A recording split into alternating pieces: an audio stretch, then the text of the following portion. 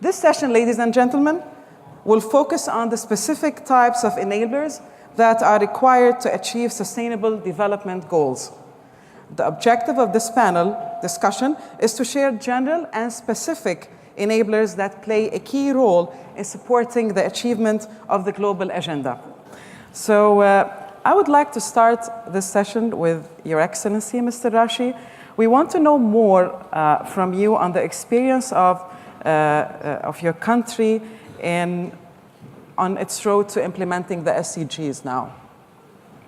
Thank you very much. Good afternoon, or before afternoon. It's good. It's morning now. We still have 5 minutes.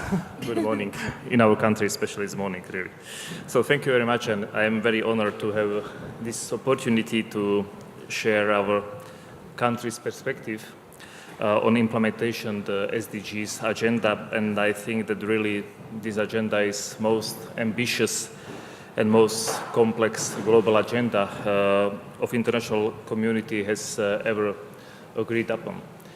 So what we think is important and what are the key enablers or principles for this agenda from our country's perspective is, I would say the first one is the policy integration. So from our perspective, we think, and especially in our country, it's very important that the sustainable development must lie in the heart of all policies, national, regional, and local one. And also it's very important to, and also in the foreign policies, so to achieve these goals, we have to take all steps to be this agenda as a core of strategic political framework. The second principle, or second enablers, very important for this agenda from my point of view, is participation. So we think that it's not possible to achieve our goals without participation of all groups of people, women and men, groups and individuals, young or elderly people. So we think that it's a second enabler which is very important for us. And the third one, and the fourth speaker of us. Yeah, welcome. Is partnership. We think that we have to build partnership among various stakeholders in every country. It means the state, the academia, the private sector, the NGOs, regional and municipal administrations. So we think that all these stakeholders have to play a role in this SDGs and the fulfill of SDGs. Of course, very important is financing and budgeting. And in our country, we had the problem to persuade that agenda SDG, because it's beyond political cycle. In our country, it's political cycle for 4 years, and usually you have a problem to persuade the Minister of Finance or government as a whole that you have to plan and invest for something which is beyond the political cycle. So that's why we are just in process of drafting a long-term strategy development of Slovak Republic up to 2030. We prepare and we piloted a national investment plan. And what is very important that this development strategy until 2030 is and will be the main tool for us to implement the SDGs. And what we think that we have linkages between a national investment plan and the priority investment project and particular SDGs. So all these three principles plus financing and budgeting, it's something which you must to have. And of course, to have some linkages between your national strategy, national investment plan, and SDGs. So I think these are the main principles which we have to use, especially in our country, if we want to fulfill all our SDGs, so Sustainable Development Goals. Nice. Your Excellency, Ms. Maria, if we achieve all the 17 goals, then we will reach the well-being, if I may say. Are we progressing to reach this goal? Can you tell us more about the experience of your country? Yes, first allow me to say that we are very honored to be here today with you. And in Costa Rica's case, I think it's a combination of things that has enabled the way we have advanced with Agenda 2030. It's starting from our constitution, from our second republic. It says, our Article 50, that we believe in growth, but with distribution of wealth and also including other people, and doing it all while preserving the environment. So this is at the heart of the foundation of our country, of our democratic tradition, sustainable development. So it is part of our DNA as a republic. Being said that, we believe that one of the key enablers for Agenda 2030 has to do with strong institutions. It has to do with sound governance. It has to do with policy that is tailor-made and at the same time that is evidence-based. So our strategy for dealing with poverty, for dealing with inequality is, it's called Bridge for Human Development, which is at the key of our strategy for well-being. And in doing so, what we have is we focus on going for the people. So our administration goes and visits based on maps and geolocalized information. It goes looking for people at their house and starts giving them the complete offer of social aid. At the same time, we also have this strategy that is the second phase. The best social policy, it's actually a good job. So incorporating people to formal economic markets and labor markets, or giving them tools so they can actually start their own business and making their business sustainable in the long run. Another thing that we also believe in is mobilizing resources. We have this lately last year in December, we engaged in fiscal reform, which is a progressive fiscal reform, so we can actually give more money to those who are in the more need. Because we think about financing for development, but it starts with us. It starts with the countries, and how developing countries can also give to it. And well-being is also about having the resources in order to orient them and direct them towards well-being for people and towards the most in need in our country. And along that, well, also a strategy where the category for sending and deciding where the flows of cooperation and investment goes doesn't have to be only by GDP, but actually thinking about a more multidimensional measurement, so that we can actually recognize those countries that are more in need, but at the same time those that are middle-income countries such as ours, which do not also have certain gaps that we need to cover, and we have been working towards it. So thinking about global enablers and the responsibility we'll have to well-being in the globe as a whole community of citizens in the world. And the other thing about sound governance and financing for development, the third one I would like to mention, has to do with the state of respecting human rights, and it has to do also with incorporating women to labor markets and to have an active participation in politics. We have seen that the Gini coefficient in our country actually varies a lot, and inequality goes down a lot the more women we incorporate in our economy. I know you've done a lot on women and Yes. youth empowerment in Costa Rica, and I will get back to this point in my next question. Mr. Dangermond, how can cross-cutting issues be beneficial instead of being a hindrance in achieving SDGs? I'm speaking specifically here about data sharing, and I know this can be a kind of obstacle. It is actually. My background is in geography and computers, or geographic information systems. So I've been working closely with the UN to build what several of the previous speakers talked about, an information system or a federated information system for the SDGs. And essential to that is the question that you asked, which is about data sharing. So this system, which has been architected, is about national systems or national portals collaborating and sharing data into a global system. This is an interesting notion. And we've tried it now on initially 6 countries, and then now up to 19 countries who are locally focused. They build their national statistics and geographic information portal, and they produce maps on the SDGs, and then that portal shares content up to the UN's portal, a kind of system of systems. You follow what I'm talking about?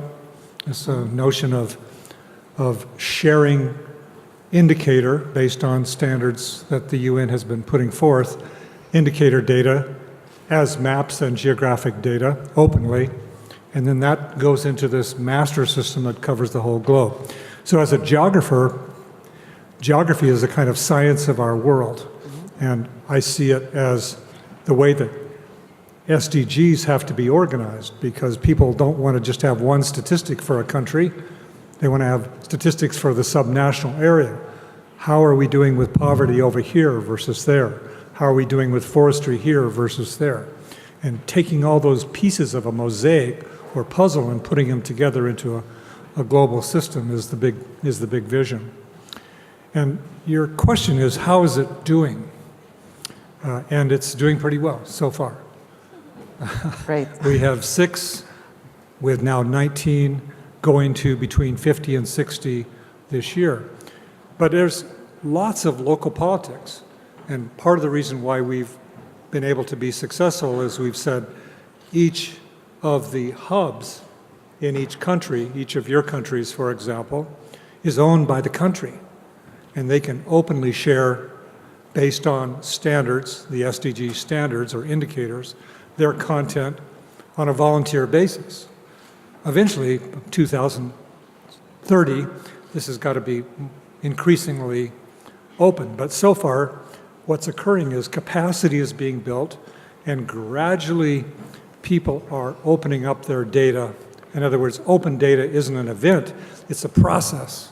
And gradually people are becoming more used to this idea of sharing and seeing each other's progress and developing benchmarks about each of the SDGs. Now, it's in early years. I mean, it's really early years. But as we grow as a global society, sharing and seeing spatially through maps and statistics, the report that Dr. Mohammed talked about earlier this morning, having a standard one world view that's based on authoritative sources, this will get better. So okay, I'm talking too long, but did I answer your question? Thank you. Professor Giovannini, Mr. Dangermond tackled a very important issue, which is local politics, that sometimes can be a very big obstacle in implementing any of the SDGs anywhere in the world. So I want to know from you and from your experience, how can we mobilize the civil society to implement the SDGs, for example, through education maybe? Thank you very much. Let me say that I'm very pleased to see that at the center of this World Government Summit, the well-being SDGs are really very, very important. And I would like to congratulate the government of UAE for doing that. I fall in love with SDGs even before SDGs were adopted, because Amina Mohammed, who spoke this morning, asked me to chair the International Panel on Data for Sustainable Development, even before the agenda was agreed. And so after stepping down as Minister of Labor, I said to myself, what can I do for this? So I decided to try to establish this Italian Alliance for Sustainable Development, which is a quite interesting experience worldwide. We have now 220 organizations. Individual companies cannot be part of our alliance, so we are talking about all the trade unions, the business associations, but not individual companies, and also environmental associations, municipalities, regions, and universities. We have an office in Rome and another in Milan, and we are really becoming a driving force for sustainable development in Italy. We are doing work in education. Our e-learning course on SDGs has been taken by 33,000 teachers last year, and 28,000 will take it this year. We have established the Italian Alliance, the network, of universities for sustainable development. 61 universities joined the network, and we are rethinking not only how we manage universities, but how we teach sustainable development across different courses. We are doing summer courses for journalists, policymakers, and so on. So the education pillar is quite strong. But also we do a lot of research, especially as I'm a statistician. I was the chief statistician at the OECD for 9 years. We developed composite indicators for European countries, Italy, the regions, and now we're working on the cities, because as everybody who works on data knows very well, dealing with 200 indicators is very complicated. Therefore, we built a composite indicator for each goal, and we can monitor the evolution, including Slovakia, over time in order to compare in a way or through dashboards that can be understood. We have developed a model, a general equilibrium model for the entire world, where we can simulate alternative policies for sustainable development. And then we do a lot of work on advocacy and policy advice. Let me mention here only 3 things. In few days, a general call for having a change in the Constitution will be launched in order to include the concept of sustainable development in our Constitution. Sustainable development is about intergenerational equity. And most of the constitutions written after the Second World War don't have this concept. They have intragenerational equity, but not intergenerational equity. France, Norway, Switzerland, Belgium have changed their constitutions. We have already a law proposal in the parliament, but we will call citizens to sign up for a petition to have this change. And last remark I would like to make is the Italian Festival of Sustainable Development. We organized this since 2017, 17 days, you know why, of course, like the goals, and my colleagues say, thanks God you have not chosen the 169 targets. So 17 days across Italy. Last year we had 700 events in 17 days. 300 of them were organized by universities, by students, for young people. We must go and check that. It's a quite amazing effort. Our spot is on soccer, football games, the last day of our national championship, in airports and so on and so forth. So it's really a mobilization. Yeah. The only weakness we are seeing is our government, unfortunately. Because after we managed to have them taking this seriously, the previous government, for example, taking the responsibility, as you said, close to the Prime Minister, because SDGs are so wide that only the Prime Minister can do that, they have put this, the new government has put this on hold, and in 2 weeks at the Parliament we will call all the political leaders to ask, well, most of you signed our 10 points before the last elections. I will get back to this point, but I want to tackle an issue with Mr. Raši. Who monitors the government's jobs in implementing SDGs? I mean, the 17 goals are great. I don't know if we have the time to be done by 2030, but who monitors the government's role worldwide in implementing the SDGs? So, Madam Amida Mohamed said in the morning that this year is year of leadership, and I think that is something which is very important for 2030 agenda. And as was said, that it has to be in the heart of also of Prime Minister office, because otherwise you are not able to implement any of goals, because goals are about political decision, but they are also about investment and money. In our country, this agenda is in my office, it's Office of Deputy Prime Minister of Investment and Informatization. But what is, from my point of view, very important that we try to create a linkage between, as I said, national development strategy until 2030, a national investment plan, and SDGs.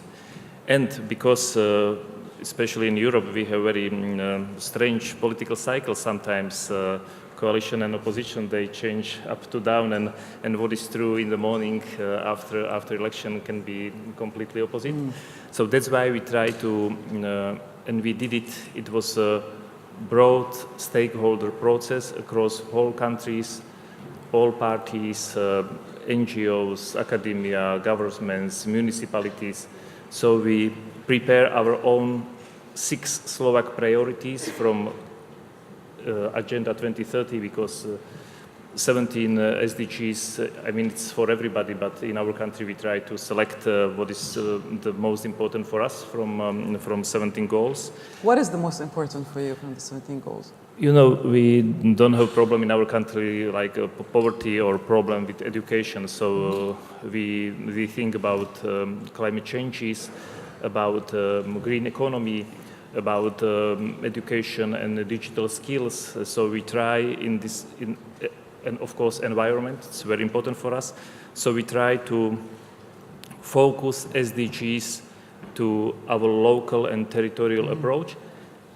On one hand, and in our foreign policy, we create special funds for supporting countries from Africa and other countries, and we are because we are only 5 million citizens, but we are one of the most donor for these countries for special project, for education, for water supply, and so on and so on. Thank you. Your Excellency, Ms. Maria, you're the Minister of Planning, and I know you worked a lot on gender equality.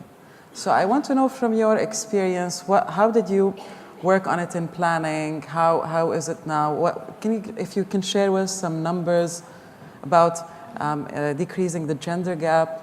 Yes. My office is it's the Minister of Planning and Economic Policy, and we're working in terms of gender in different ways. The first one is that we recently have run a model in order to analyze what was the impact in reducing inequality, because we have done a really good job reducing poverty somehow, but inequality is much more difficult because it's the way that wealth is distributed in all the different percentiles and deciles of income, and we have found out with that econometric modeling that one of the key aspects is incorporating more women into formal labor markets, or having them be part of entrepreneurship, or but being directed by them, but in sustainable areas where there is a global demand for the goods and services they're producing. So in that term, we're trying to build upon a policy that is tailor-made in order to grant their participation. And it's not a homogeneous strategy because it would fail. So it depends on, for example, our decarbonization plan. So we have all these new areas of work linked to the more innovative side of our economic and dealing with the fourth industrial revolution, more in the side of digitalization and decarbonization as strategies. And then we're thinking that women could actually lead those and giving them skills so they can actually be part of it. Also trying for women to be less afraid and becoming and actually giving them enabling their participation in terms of policy. We like to see women empowered. Yes. Everywhere. and more in politics and more in charge of directing economic strategies, and also been thinking about how the care system is more inclusive so they can actually participate actively. My country is going to be in 2050 an elderly society, so we have to prepare in advance for it, and just like many other European or Asian societies. But that means that we have another challenge in terms of women, and we have to be even more productive. Now, my country doesn't have issues with competitivity, but we have challenges with productivity, so we have to close that gap as well. So it has to be develop those jobs and the economic matrix in terms of this whole new strategy, but being very intensive and having the skills and the education needed in order to overcome the challenges that we have ahead. Thank you. Mr. Dangermond, there are many successful examples on how satellite technology helps in de-escalation of any humanitarian crisis in many hostile zones. So from your experience, how can geographic information systems eradicate poverty? Well, these systems create maps, and maps help us understand things. And fundamental to action is understanding. I like to say the words, understanding precedes action. Would you agree? Yeah. At least it should. And fundamental to understanding is science-based analytics, data collection, observation, like that. So in my mind, I say we observe things, we analyze things, we make pictures of things, and then we act on them. And this process, sometimes called the science of geography, is a kind of foundation for how we think about our world and how we act in our world. So with respect to creating the understanding that will be necessary to address the large challenges in the world, I'm simply saying we need to measure, we need to aggregate data spatially, it's very and we impressive. need to be able to act on it. And Earth observation from satellites is one of those sets of measures. That's synoptic measures from picture taking. The other one is bottom up, where we record statistics, census statistics, or observational statistics in the field. So the combination of this Earth observation and organizations in every country that collect statistical data brought together in a GIS help us see and understand things and therefore act. That's the whole cycle of a GIS. Doing that at a global scale. It is very impressive to see how technology helped in eradicating poverty, whether it was with drones or satellite. Professor Giovannini, my last question goes for you before I open the ground for a few minutes for questions. What are the challenges that governments face in implementing the essential enablers that are required to achieve SDGs? The complexity. The agenda is very complex. And some governments are even changing the names and the organizations of their ministries. In France, in Spain, they have merged the Minister of Environment together with the ministry in charge of energy, innovation, transportation, and they call it the Ministry of Ecological Transition. This is a great way of thinking because either we develop a new wave of investments to make our economy really circular, really carbon-free and so on, or we, especially in developed countries, we will never develop growth that will be also able to create jobs and so on. But this is a complex agenda. And it's difficult to explain also because, if I may say, media have a lot of difficulties, again, in joining or putting the different domains together. They talk about climate change, and then they talk about agriculture, and then emergency in jobs and so on. But they don't see very often that all these pieces are linked We to each usually other. see what you give us, so. No, but it's just one of the reasons is because newspapers are organized in silos like the governments. Yeah. So SDGs from this point of view is an incredible challenge from a conceptual point of view. Thinking that the economy doesn't come before the other domains, social, environmental, and institutional domains, is a big shift. And I'm an economist, I teach economics, and it's very difficult to teach this kind of change in paradigm. So I think this is the most important difficulty that governments are facing. Since you teach economics, I remember my professor taught me a lesson that everything has a root of economy, any political problem. And he just planted this thing in my brain, so I agree with you. Now I want to open the ground for questions. If anybody has a question.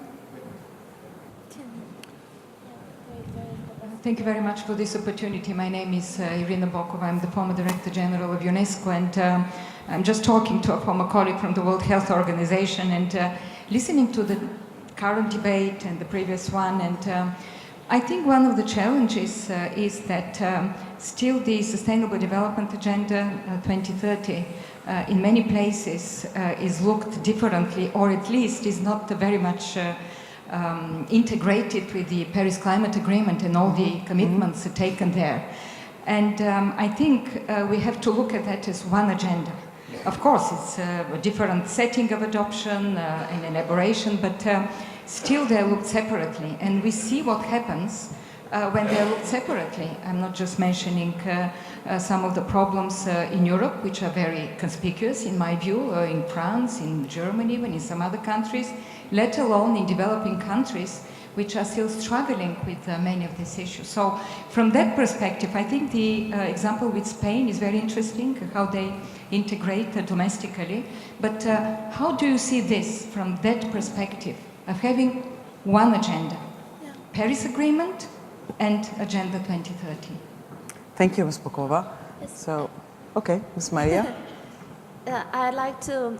In our case, we have been working with SDGs, and we have this decarbonization of the economy plan, which is an attempt to build up on the agreement of Paris that it to have a long-term decarbonization strategy for 2050.